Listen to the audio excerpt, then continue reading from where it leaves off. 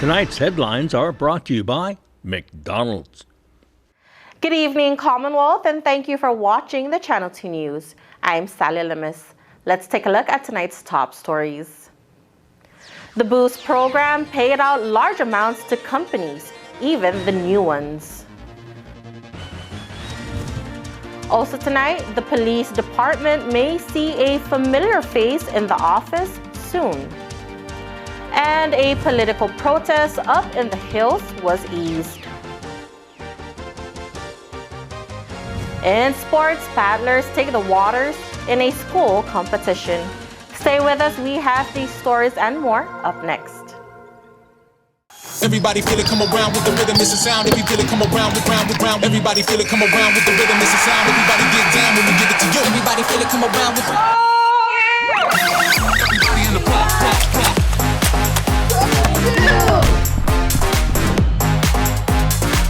Everybody in the block.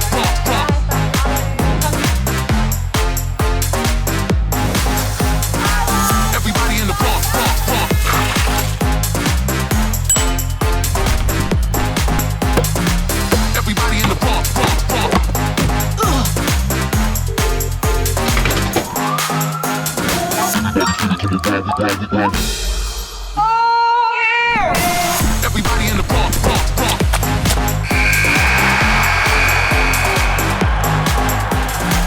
Everybody in the block. Everybody in the block. Everybody round. This burger looked at one slice of melted cheese and said, more cheese. It looked at pickles and said, also onions. It wanted to be more than hot. It wanted to be juicy. This is the Quarter Pounder with cheese. If you thought one napkin for the Quarter Pounder with cheese was enough, it's not enough.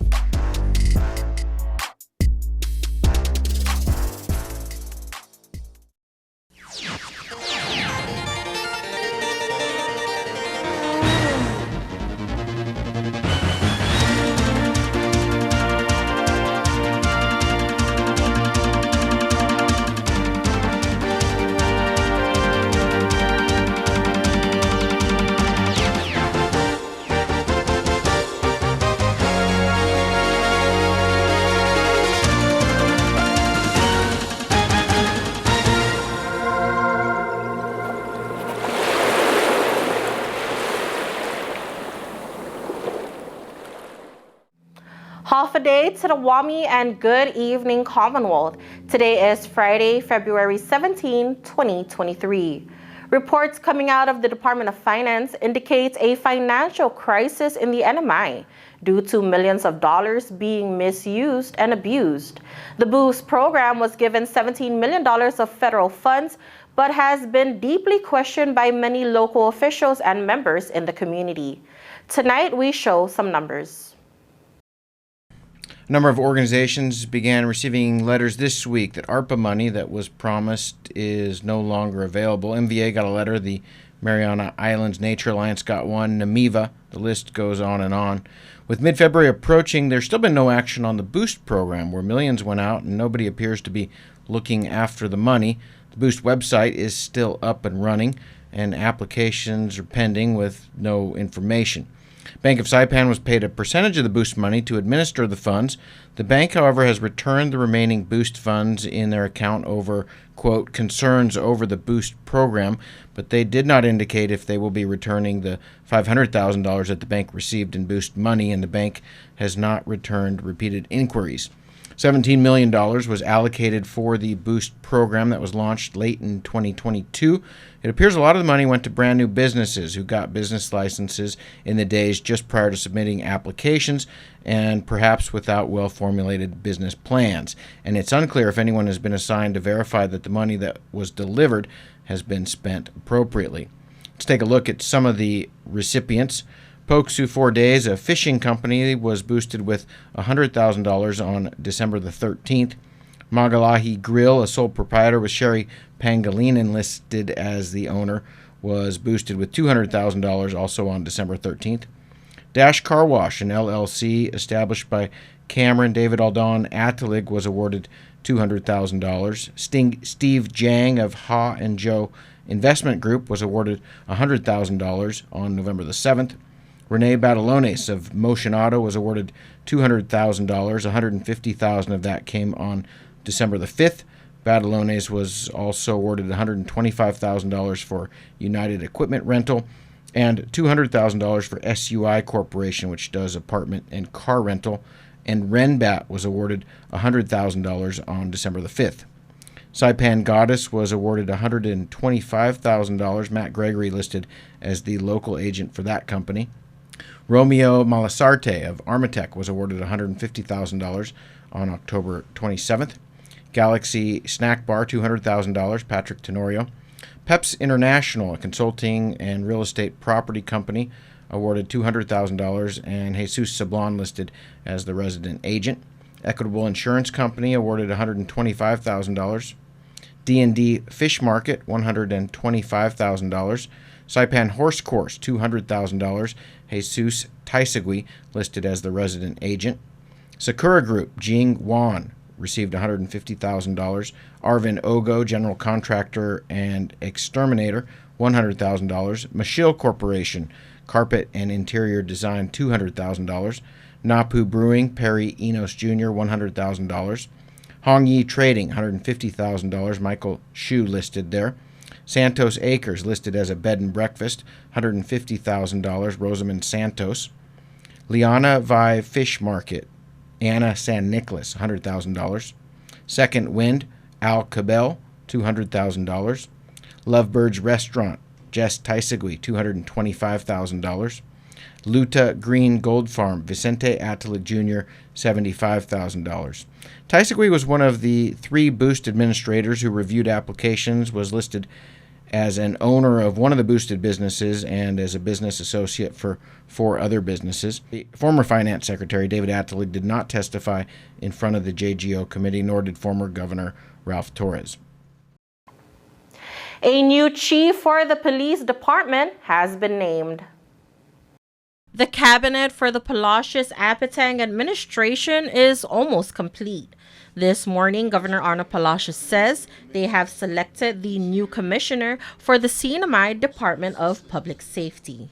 Lieutenant Governor had come up with the name, and yes, it was just a small detail that we had to square away, and we met with Mr. Bermudez, and we will be submitting his documents and his nomination to the full Senate. Clement Bermudez is the Dean of Academic Programs and Services for the Northern Marianas College. Before his promotion, Bermudez was the chairman for NMC's Criminal Justice Department. He's worked with previous law enforcement agencies conducting the academy course classes, which earned each cadet college credits, being a step closer in attaining a degree. We evaluated other candidates, but I think Clemens has the persona, the patient to work through some of the issues. DPS has for the past decade has had its challenges, some internal and some external, and we thought we'd be good to bring in a new face with the experience, credentials, and the personality that's necessary to put the department back together. The DPS transition report indicates misuse and mismanagement of local and federal funds by former Commissioner Robert Guerrero. The report notes that the department requested approval for over 11,000 hours of overtime in just one pay period. As you all know, there's been rumblings in the communities about this department, and rightly so. We hold it to one of the highest standards because it deals with people's lives and community safety. So, some people are wondering why it took us longer than it normally is, but we needed to take our time and put a team together that I think a lot of people are going to be confident with. The latest nominations include Franklin Babauta as the Special Assistant for CNMI Homeland Security, James Rayford as the Director of the Office of Vocational Rehabilitation, Mary Sablon as Secretary of Cultural and Community Affairs, Diego Sablon as the Special Assistant for Substance Abuse, Addiction, and Rehabilitation Program, and former Senator Teresita Santos as the Secretary for Public Lands. The administration is still working on the next chief for the fire department, as well as the boards and commissions. Constituents attempted to demonstrate a political protest for an office that is dear to their hearts. Why is it now closed on this administration? And we're here trying to see to the best of our abilities to try to re-establish that or recommission this office. Two local constituents, Raymond Kitagwa and Herman Tadella, were in protest this morning against the closure of the Indigenous Affairs office. Kitagwa told KSPN that his initial intention was to burn the CNMI flag in defiance of the closure. But the situation de-escalated quickly, shortly after he was told that the Indigenous Affairs will stay open. Again, it's no disrespect to the agency or anything like that. It just takes time to get everything situated. Aside all that, I hope that we can convey my message to the governor. And I want to shake on it, and then thank you, Ray. I'm putting my handshake as a trust because because all I want is this entity to be functioning. Norman Torres from the governor's office says he arrived at the Indigenous Affairs office this morning to do some inventory work. He met with the two constituents and explained the situation. I just wanted to, just to make sure that people know that it's not closing down, basically. If it was going to close down, someone else would have been in this building already, And for some reason, I'm speaking to these two, and I know they see where I'm coming from, and I hear where they're coming from. But I think it's pretty cut and dry, The agency's not going anywhere, period. Torres says the office isn't being ignored or abandoned. He and a few employees of the government still stop by to make sure the office is kept maintained. If we didn't care about it, if it was going to shut down, we would have left it, But we're not. We're trying to make sure that the facility's still, clean and ready to run, basically. Governor Palacios has yet to appoint a director to head the office, but Torres says once someone is named, the office will be reopened. So once we find the proper people to put into the position, then it'll be back to business as usual. But right now, I feel like they're assuming that we just don't want to open it up. We're going to shut it down, and like I said, if it was like that, it would have been a whole new scenario coming in here. This building would probably be with another agency by now. All right, coming up, lots of potential attorneys in the youth group. Stay tuned.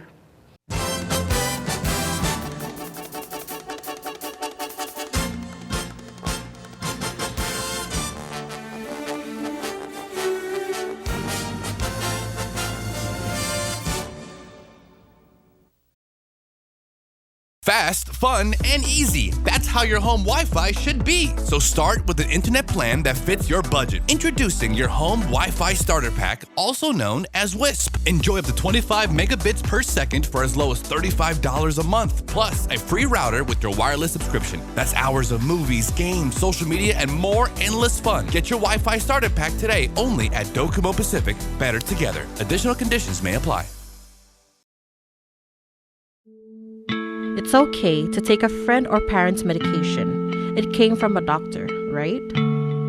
Using someone's prescription is really risky. Taking any drugs for which you have not been medically screened is not only dangerous, but taking an opioid that was not prescribed for you is also illegal. Never borrow and never share prescribed medication. Your life and your loved one's life could depend on it. Talk to your doctor about prescribed opioids. Never mix with alcohol, and remember, never borrow, never share. It only takes a little to lose a lot.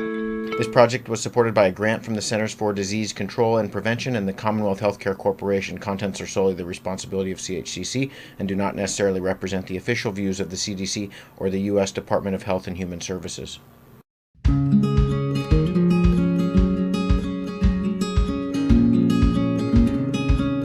Green sea turtles and hawksbill turtles call the Mariana Islands home. They're an important part of the marine ecosystem. They are under threat, and they are protected under CNMI law. Keep plastic out of the ocean. Keep vehicles off the beach. Use the Sea Turtle Stranding Hotline if you see poaching activities or if you see a turtle in trouble. Call 287-8537 and save a turtle.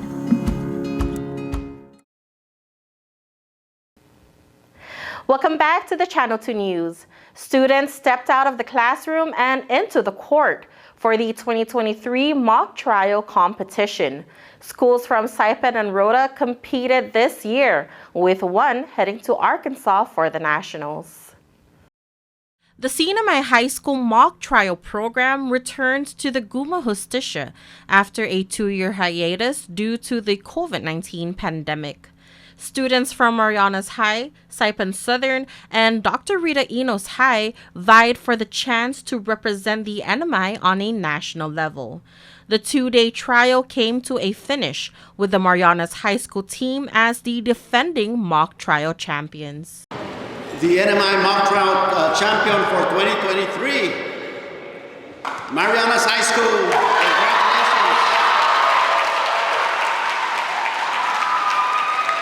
This is the team that will be representing the CNMI in Arkansas for the national championship competition.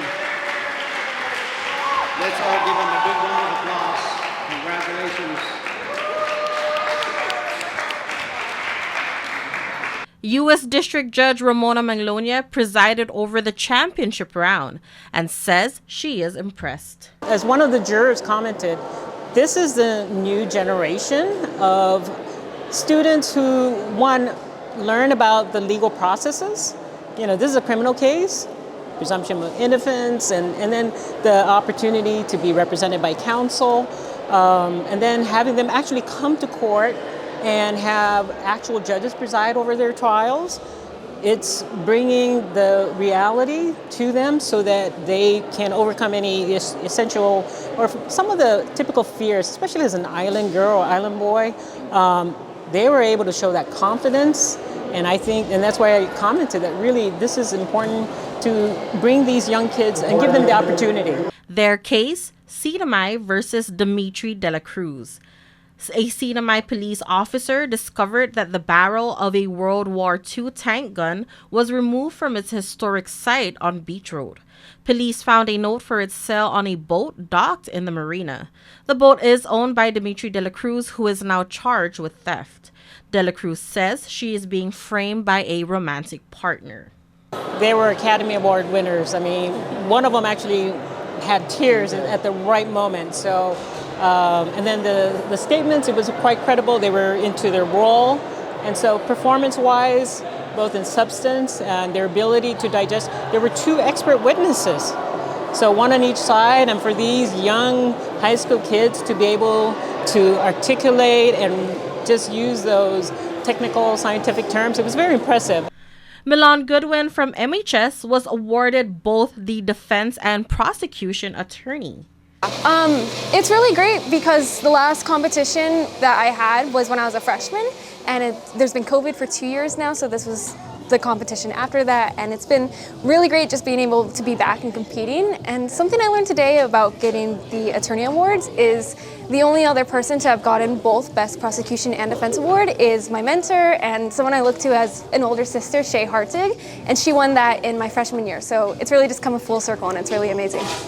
Goodwin says working together is important and teamwork is key. Mock trial is really difficult, especially with this case specifically. There are a lot of inconsistencies between the witness statements and other things within the case, and I think the biggest thing that helped us was just putting in so much time, working together as a team, and of course our attorney and teacher coaches. Yi Ji Sablon from Saipan Southern High School says this is her first time to compete in a mock trial. She played a defense attorney in the trial. I think it was a very informative and great developmental experience because I think mock trial is one of those events where you kind of learn everything. You get better at everything because obviously you learn about the law a lot, but also public speaking, that's a big attribute of it.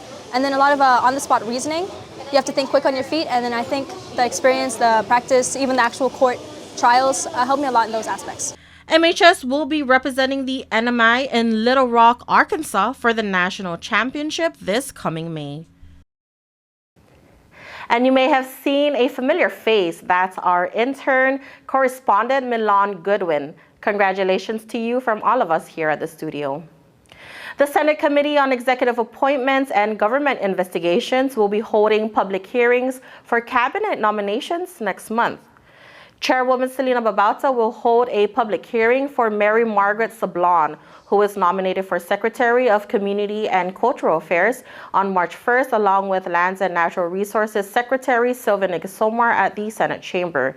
The hearing for Corrections Commissioner Anthony Torres and Labor Secretary Leila Staffler is scheduled for March 8, 2023. Written comments may be submitted to the committee on or before the meeting date, or testimony may also be presented. All right, folks, don't go anywhere. We have sports up next.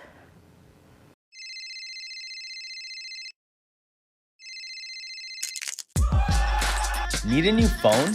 Trade in now and get up to $500 off our best 5G devices. Trade in your older phone in any condition and step up to better savings and speeds only our 5G network can provide.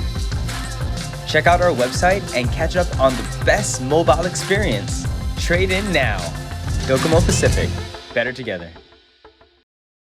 Freshness. It's the overall reason beer drinkers choose draft beer. And that's the reason Godfather's is making a serious commitment to offering their customers a full lineup of draft beer on tap. Choose from Lagunitas IPA, Sierra Nevada Pale Ale, Lost Coast Downtown Brown Ale, Fat Tire, Blue Moon, and more. All competitively priced. Godfather's Bar now serving the island's widest selection of ice cold beer right from the tap. Godfather's Bar, where everybody's family.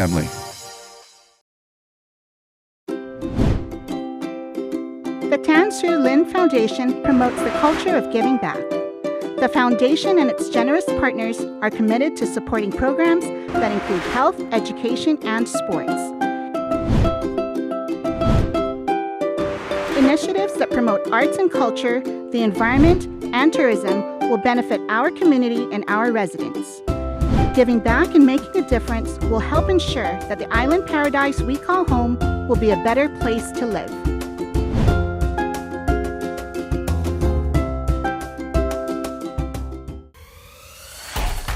Tonight's sports brought to you in part by Tan Holdings through the Tan Su Lin Foundation, making communities a better place to live.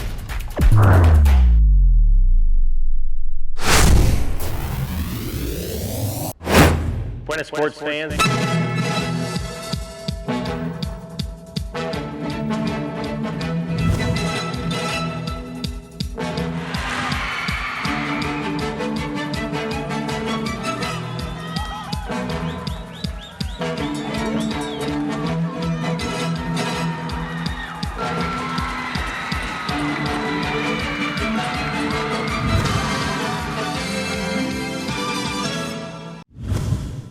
The race was officially on at Kilili Beach over the weekend as high school paddlers go head-to-head for the first day of scores.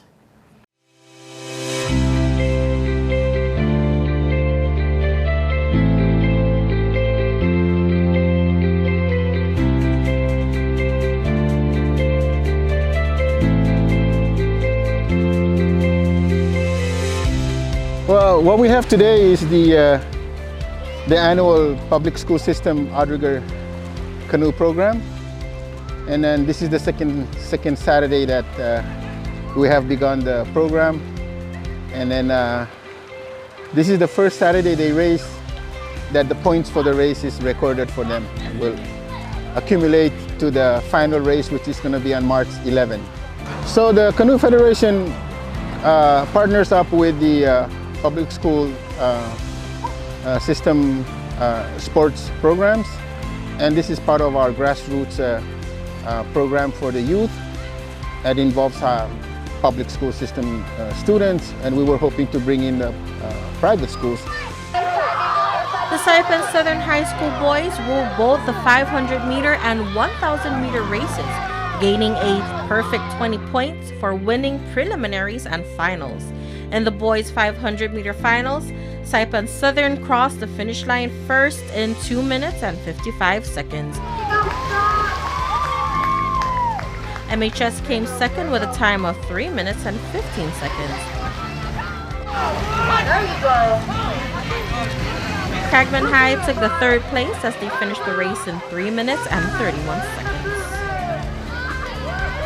In the boys' 1,000-meter finals, the Mantas first again, finishing the race in 6 minutes and 15 seconds. There you go. Right here.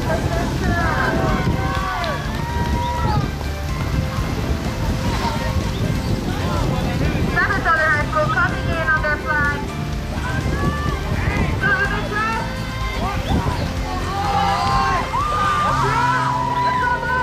Second place went to the Dolphins as they finished the race in 6 minutes and 33 seconds.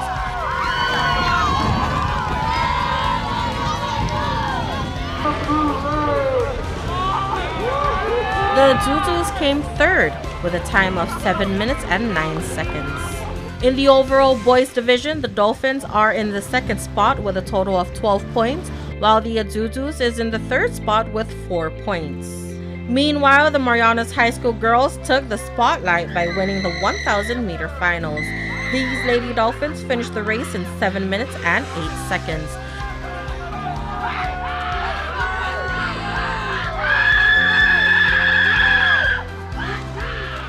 Saipan Southern Mantas only a couple of seconds behind the Lady Dolphins when they crossed the finish line for the second place. Third place is the Cagman High School Azuzus with a time of 8 minutes and 21 seconds. In the 500-meter event, the Lady Dolphins dominated the preliminaries but fell to second place in the finals. For the team standing, Lady Dolphins is on top with 18 points, followed by the Lady Mantas with 14 points and the Lady Azuzus on the third with 4 points.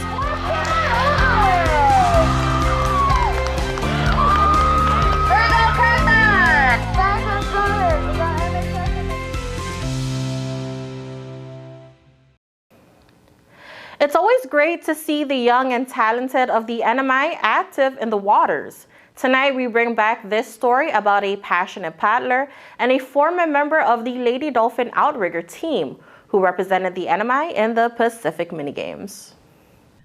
There is magic in the feel of a paddle and the movement of a canoe, a magic compounded of distance, adventure, solitude, and peace.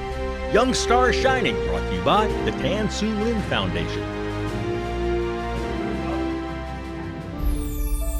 KSPN's Young Star for tonight is Kaya Rosa, a local Oliaigao who comes from a family of paddlers. My name is Kaya Rosa. I'm an incoming freshman at the Northern Marianas College, and I'm currently 16 years old. Our Young Star is also a young alumnus from Marianas High School. Rosa graduated before the summer and will be taking up liberal arts in the upcoming fall semester of the Northern Marianas College. Another one of her early accomplishments is learning the art of paddling. Well, my family, they've been an outrigger for a long time, and so they introduced me to the sport, and I fell in love with it at the age of 10. And I've been paddling since then, but I've been paddling on an official team for 2 years now, which is Napu Outrigger Canoe Club. Rosa was also a part of the Women's National Va'a team and competed in this summer's Pacific Minigames. Winning the bronze medal in the V12 category was one of her greatest experiences. Yes, it was honestly an amazing experience. It was great to stand on the same podium as with other elite athletes who are in the same the same sport. Yeah, so it was really wholesome. Rosa is the stroker, sitting on the first seat of the canoe. Part of her preparation for the games included endurance training, circuit training, and just lots more training. Well, for sure, you have to be very fit. You have to keep your cardio up and your endurance. So I would usually go on 5-mile runs just to keep my lungs open so I can endure the sprints that we train for. Outrigger is a team sport and bonds are essential to ensure trust, unity, and success. everyone comes in with different groups of people. You know, everyone has their own clique, but at the end of the day, it's all about teamwork and all about family, you know, creating those relationships with one another. That's what makes our bond stronger on the water when we're competing. Yes, and it's very important. As she juggled with her last year in high school, practice for the minigames, family, and friends, one of her inspirations to keep it going was her teammate, Maya Duenas. I would say my biggest inspiration are one of my teammates, Maya Duenas. She really guided me throughout this whole journey in outrigger, and I give it all up to her. She really inspired me to keep going, and she'll be our coach now, so that's great. Yeah, I owe it all up to her. She guided me throughout the whole way. She taught me everything I needed to know and prepared me for the mini games, and so I really give props to her. She's one of my biggest inspirations. Rosa will be starting her college journey in NMC with plans to pursue a bachelor's degree in psychology in the state of Hawaii. Her goal, to give back to the community. I do want to come back to Saipan and serve my community and help the youth with mental health. I really want to help people. Yes, that's always been a part of me, and I would love to teach the youth and introduce them to the world of outrigger. I think it's a very healthy sport to get them out there on the water, you know, and enjoy doing something they love. Rosa leaves this message for all the youth out there. I just want to say, step out of your comfort zone, because you never lose when you try. And I just find a sport or hobby you're interested in and just put your whole heart into it. Young Stars Shining, brought to you by the Tan Su Lin Foundation.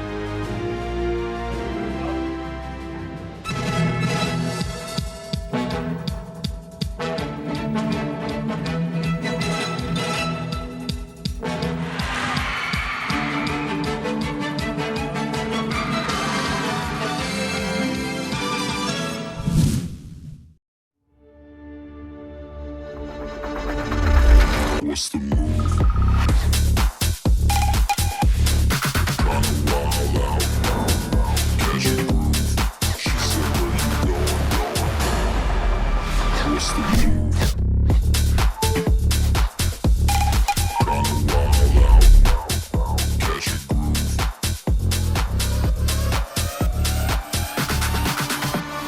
What's the move?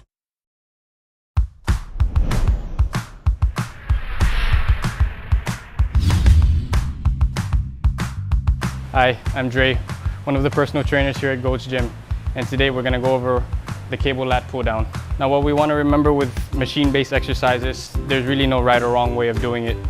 There's multiple ways of executing the exercise. What you'll often see is lifters executing the exercise in this fashion, and instead of working the muscles of your upper back, you're just irritating the shoulder joint, which is what you don't want.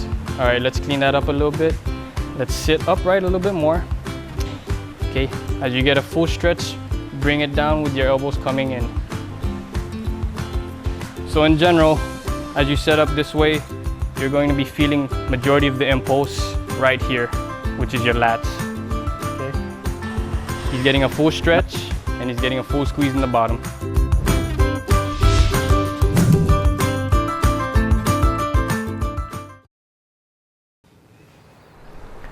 And for your KSPN weather, partly sunny with scattered showers, east-northeast wind 15 to 17 miles per hour with gusts as high as 22 miles per hour. Tonight, mostly cloudy with scattered showers, east wind 11 to 17 miles per hour with gusts up to 22 miles per hour, high 86, low 78. The humidity 79%. Tomorrow, partly sunny with scattered showers, breezy with an east-northeast wind 18 to 24 miles per hour with gusts as high as 31 miles per hour.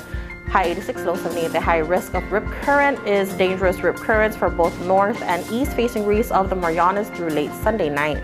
High surf advisory remains in effect. Large breaking winds of 9 to 11 feet expected in the surf zone along the north facing reefs of the Marianas from 6 p.m. to 6 a.m. Monday. Dangerous swimming and surfing conditions and localized beach erosion. Inexperienced swimmers should remain out of the water due to dangerous surf conditions. And for your marine forecast, combined seas of 8 to 10 feet will slowly build to between 10 and 13 feet during the weekend as an incoming north swell, stronger trade swell, and elevated wind waves made their way across the region. Small craft advisory remains in effect. East winds 15 to 25 knots with occasional gusts up to 35 knots, and seas 9 to 13 feet are expected in the waters until 10 a.m. Sunday. Conditions will be hazardous to small craft. Inexperienced mariners, especially those operating smaller vessels, should avoid boating in hazardous conditions. Sunrise will be at 6:41 a.m., high tide 4:01 p.m., low tide 11:53 p.m., and the sunset, you can catch that at 6:21 p.m. And that wraps up our Friday edition of the News, Sports, and Weather here in the Marianas. Thank you so much for watching the Channel 2 News. We hope you have a great night, a great weekend ahead, and we'll see you back on Monday for more.